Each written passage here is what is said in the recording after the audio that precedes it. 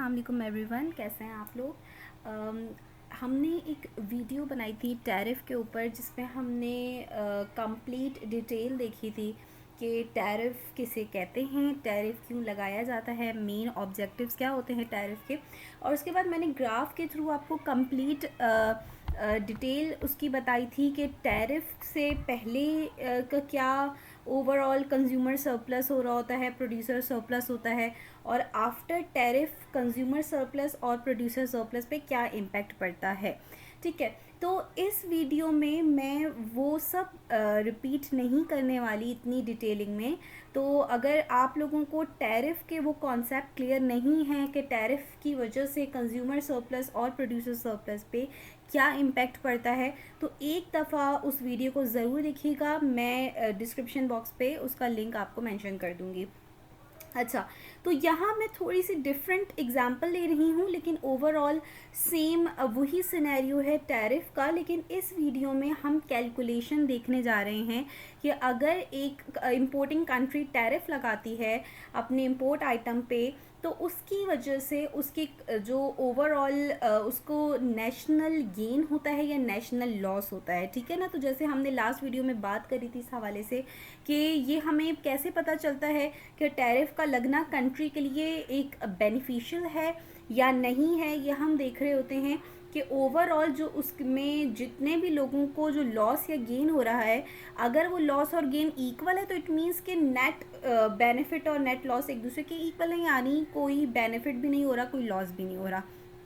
लेकिन अगर किसी को ज़्यादा बेनिफिट हो रहा है और लॉस जिनको हो रहा है वो लॉस के मुकाबले में बेनिफिट ज़्यादा हो रहा है लोगों को, तो ओवरऑल हम कहते हैं कि इस पॉलिसी का जो है वो नेशनल लेवल पे लोगों को गेन हुआ। ठीक है ना, वेलफेयर इंक्रीज़ हुई। ठीक है, तो इस बेस पर हम डिसीजन लेते हैं कि हमें ये पॉलिसी लगानी चाहिए, ऐसा करना चाहिए या नहीं करना चाहिए। तो यहाँ पे जो हम सिनेरियो ले रहे हैं इसमें मैं क्विकली रिपीट कर देती हूँ कि यहाँ पे आपको क्या दिख रहा है कि ये जो भी प्रोडक्ट है, हमारे एग्जांपल में आप बाइक ले लें, कोई से भी प्रोडक्ट ले लें, अगर इक्विलिब्रियम पर इसकी प्राइस होती है, यानी एक क्लोज कंट्री होती है जिसका आपके रेस्ट ऑफ द वर्ल्ड के साथ कोई कनेक्शन नहीं होता, तो इसकी जो प्राइस डिटर्मिन होती है वो डिमांड और सप्लाई फोर्स से डिटर्मिन होती है, जो कि यहाँ कुछ होती है। ठीक है, लेकिन ये क्लोज कंट्री नहीं है, ओपन आपकी इकनॉमी है जिसमें रेस्ट ऑफ द वर्ल्ड के साथ इंपोर्ट भी हो रहा है, और इस कमोडिटी की जो वर्ल्ड प्राइस है, इंटरनेशनल प्राइस है, वो है 300। ठीक है, तो चूँकि 300 है तो प्रोड्यूसर वही प्रोडक्ट जो तकरीबन जो है वो काफ़ी क्लोज है उस प्रोडक्ट से, ठीक है, या परफेक्ट सब्स्टिट्यूट है, उसको वो हाई प्राइस पे अपनी कंट्री में सेल नहीं कर सकते, क्योंकि अगर वो ऐसा करेंगे तो कोई भी उनसे परचेज़ नहीं करेगा, सब के सब इंपोर्ट कर लेंगे उस प्रोडक्ट को। तो इसलिए प्रोड्यूसर्स की भी ये मजबूरी है कि उन्हें 300 पर ही ये प्रोडक्ट को सेल करना पड़ेगा, जो आपके डोमेस्टिक प्रोड्यूसर्स हैं। ठीक है, ये वो सारी डिस्कशन है जो ऑलरेडी हम कर चुके हैं बहुत ज़्यादा डिटेल में। बहरहाल, तो इस 300 प्राइस पर क्योंकि काफ़ी लो प्राइस है, तो प्रोड्यूसर्स जो डोमेस्टिक प्रोड्यूसर्स हैं वो सिर्फ इतनी क्वांटिटी सप्लाई कर पा रहे हैं, उनकी कॉस्ट कवर नहीं हो पा रही है, जबकि जो कंज्यूमर्स हैं वो काफ़ी हाई क्वांटिटी डिमांड कर रहे हैं, और तो इनका जो गैप है वो इंपोर्ट के थ्रू फिल हो रहा है। अच्छा, अब गवर्नमेंट जो है वो क्या करती है, टैरिफ लगाती है। टैरिफ कितने का लगा रही है, वो 30 रुपीज़ पर क्वांटिटी का वो टैरिफ लगा रही है। टैरिफ लगने से हमें पता है कि इसकी प्राइस क्या हो जाएगी, इंक्रीज़ हो जाएगी, और ये प्राइस लाइन अब शिफ्ट होके ऊपर हो गई। यहाँ पे हमने लिख दिया 330। अब ये जो है ये वर्ल्ड प्राइस है प्लस टैरिफ। ठीक है, अब इसमें हमने टैरिफ को ऐड कर दिया है।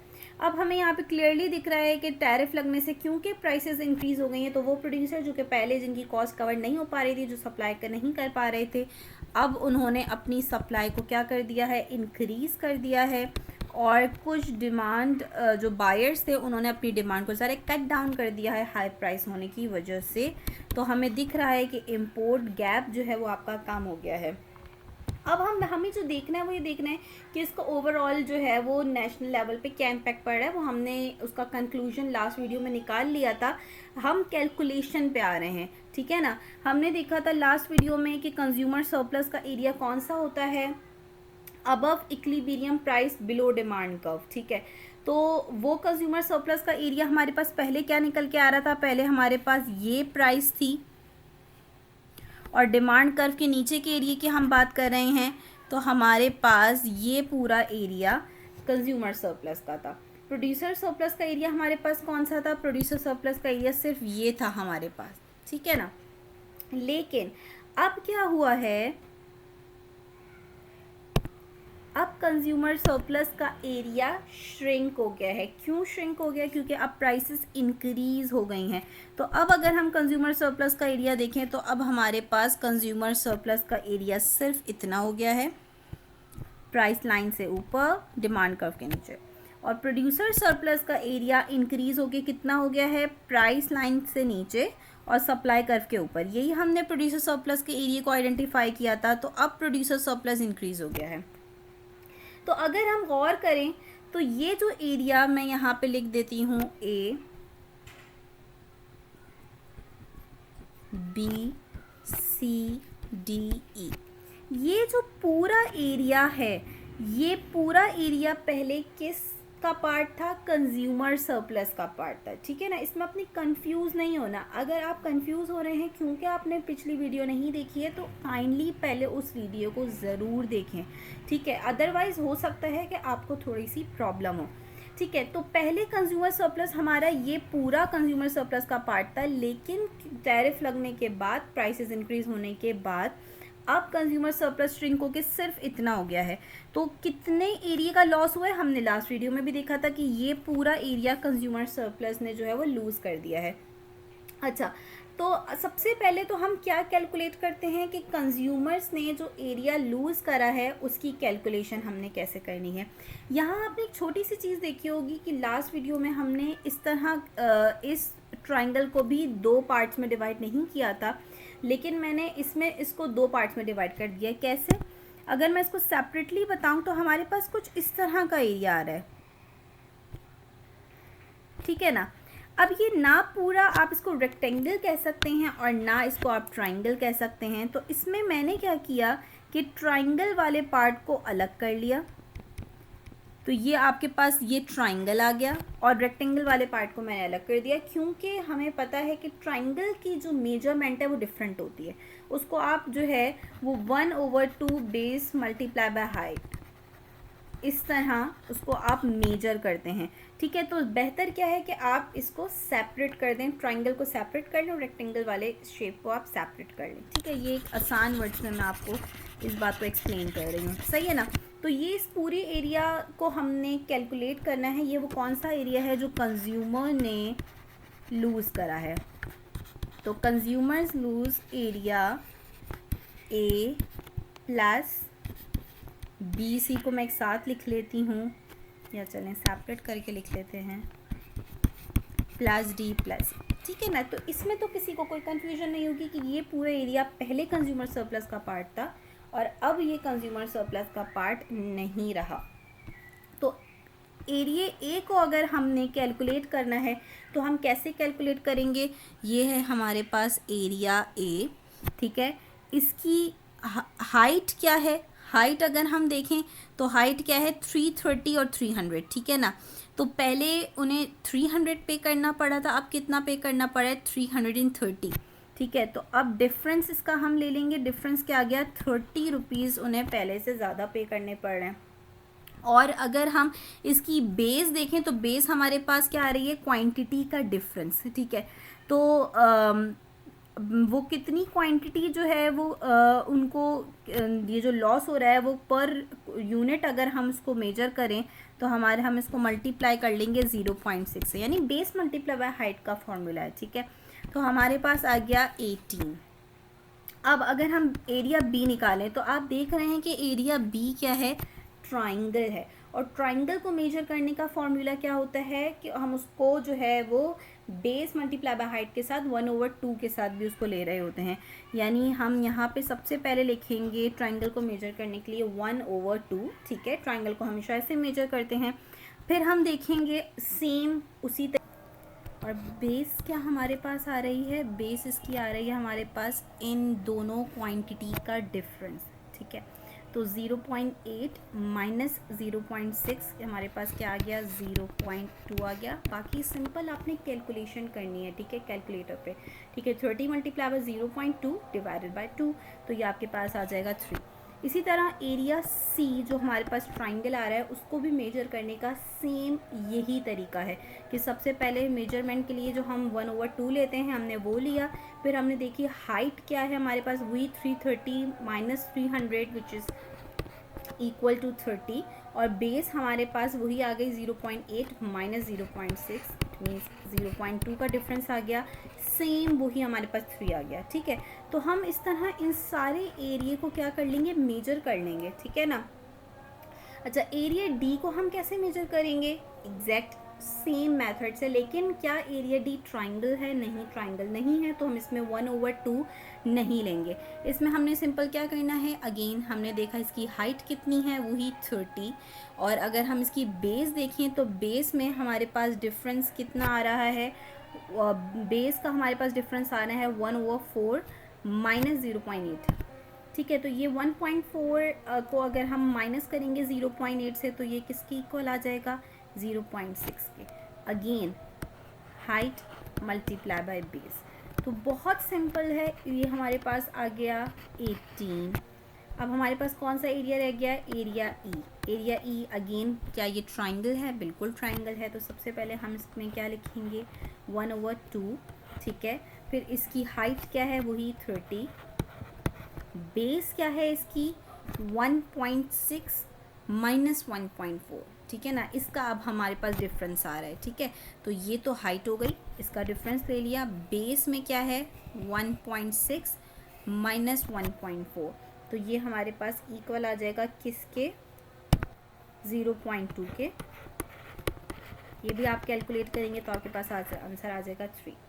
तो कंज्यूमर्स ने कितना एरिया लूज़ करा है, A B C D E, इन सब को अगर हम ऐड करेंगे तो हमारे पास आ जाएगा 45, ठीक है। तो अगर हम इसको मिलियन में इसकी क्वांटिटी ले रहे हैं तो हम बोलेंगे कि 45 मिलियन जो है वो कंज्यूमर्स ने जो है वो लूज़ करा है, ठीक है ना। अब ये जो एरिया लूज़ हुआ है, अगर ये एरिया किसी ना किसी ने गेन करा है तो हम बोलेंगे कि भाई इस पॉलिसी का, इस टैरिफ को लगाने की जो पॉलिसी है, इसका ना कोई एडिशनल फ़ायदा हुआ ना कोई नुकसान हुआ, ठीक है ना। तो लेकिन अगर हम ये देखेंगे कि भाई कंज्यूमर्स ने जो एरिया लूज़ करा है वो एरिया उतने ही किसी ने गेन नहीं करा। जैसे फॉर एग्ज़ाम्पल इसको देख लेते हैं, आखिर में फिर हम इसका एक कंक्लूजन निकाल लेंगे। अच्छा, अब कंज्यूमर्स ने जो एरिया ये लूज़ करा है उसमें से कौन सा एरिया किसको मिला है, अगर हम देखें तो हम पहले ही ये बात कर चुके हैं कि प्रोड्यूसर सरप्लस पहले सिर्फ इतना था, लेकिन टैरिफ लगने के बाद प्रोड्यूसर सरप्लस इंक्रीज़ होके ये पूरा एरिया प्रोड्यूसर सरप्लस आ गया। यानी पहले प्रोड्यूसर्स के पास ये एरिया नहीं था ए बी का, जो कि अब आ गया है प्रोड्यूसर सरप्लस के पास। तो प्रोड्यूसर सरप्लस गेन हुआ है ए प्लस बी एरिया का। तो हम ये गेन एरिया जो है उसकी कैलकुलेशन कर लेते हैं कि प्रोड्यूसर्स ने कितना गेन करा है।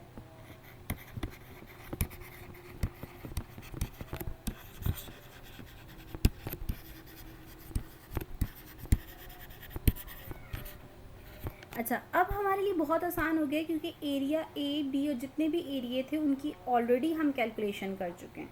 तो एरिया ए प्लस बी की अगर हम कैलकुलेशन देखें तो ए एरिया की हमने कैलकुलेट किया था 18 और बी एरिया हमने कैलकुलेट किया था 3।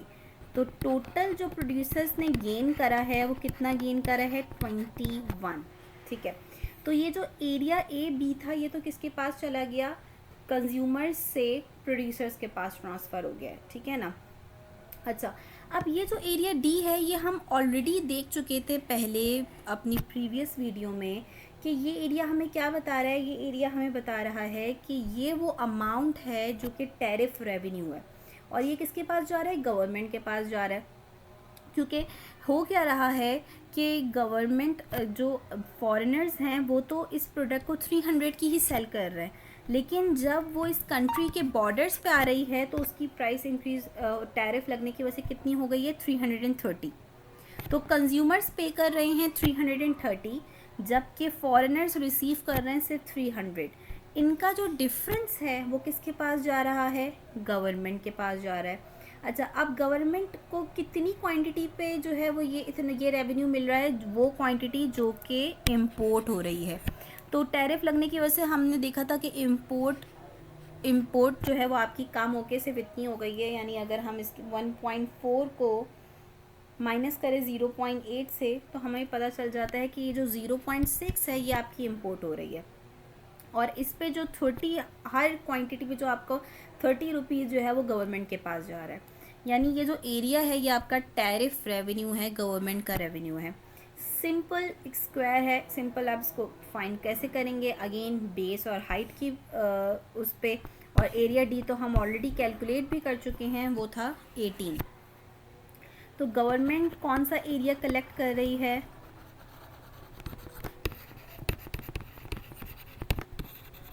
एरिया डी, जो कि है आपका 18। अच्छा, तो जो पार्टीज़ आपकी गेन कर रही हैं वो कौन हैं, प्रोड्यूसर्स और गवर्नमेंट। गवर्नमेंट के पास रेवेन्यू आ रहा है टैक्स लगाने की वजह से।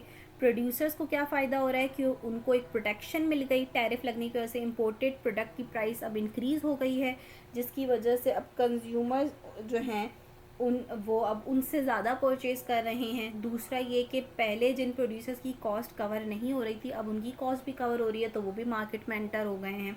तो ओवरऑल प्रोड्यूसर्स और गवर्नमेंट को इस पॉलिसी से गेन हो रहा है, जबकि कंज्यूमर्स को लॉस हो रहा है। अब हम देख लेते हैं कि अगर कंज्यूमर्स का लॉस प्रोड्यूसर्स और गवर्नमेंट के गेन के इक्वल है तो इट मीन्स कि हम $1 1 मैट्रिक्स के लिहाज से बोलेंगे कि भाई इसका कोई ना लॉस है ना गेन है, ठीक है ना, कोई किसी को ना नुकसान हो रहा है, ना वेलफेयर लॉस हो रहा है, ना वेलफेयर गेन हो रहा है। लेकिन अगर हमारा consumer loss greater than producers and government gain हो गया, इट मीन्स कि ओवरऑल नेट नेशनल लॉस हो रहा है इस पॉलिसी की वजह से। फॉर एग्जांपल कंज्यूमर लूज़ कर रहे थे 45 मिलियन, जबकि प्रोड्यूसर्स और गवर्नमेंट का जो गेन है अगर हम कलेक्टिवली इसको ऐड करें तो हमारे पास क्या आ जाता है, 21 प्लस 18 हमारे पास आ जाता है 39। ठीक है, तो जो हमारा दो एरियाज़ ऐसे हैं जो किसी के पास नहीं जा रहे, कौन से एरिया, एरिया सी और एरिया ई, जिसको हम डेडविट लॉस भी कहते हैं। ये इस पॉलिसी के लगने का नुकसान है कि ये दो आपकी वैल्यूज़ ऐसी हैं, लॉस ऐसा है कंज्यूमर का जो किसी के पास भी नहीं जा रहा, ठीक है ना। तो अगर हम इसका डिफरेंस निकालें तो हमें खुद नेट नेशनल लॉस पता चल जाएगा। 45 में से आप 39 को अगर माइनस करते हैं तो आपको पता चलता है कि आपके पास जो 6 जो आपके पास आया है, इसे हम कहेंगे ये है आपका net national loss to tariff.